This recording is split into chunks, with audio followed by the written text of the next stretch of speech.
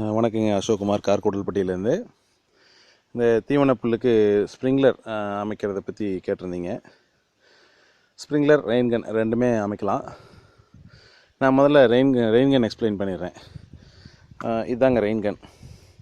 இது வந்து பார்த்திங்கன்னா, இதோட எம்ஆர்பி வந்து 4000 ரூபாய். ஒரு 3000 ரூபாய்க்கு வாங்கலாம். நம்ம பெங்களூரில் கிடைக்குது, எஸ்பி ரோடில் இருக்குது.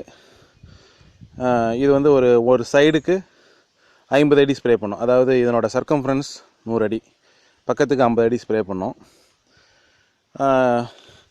இதுதான் அந்த ஸ்ப்ரிங்க்லர் அமைக்கிறதுக்கான ஒரு பாயிண்ட்டு.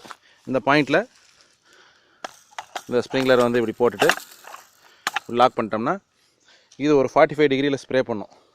அப்படிங்கும்போது போக போக ஹைட்டு ஜாஸ்தியாக போய்டும். அதுக்காக தான் நாங்கள் இங்கே ஒரு 3 அடி உயரத்தில் அமைச்சிருக்கோம்.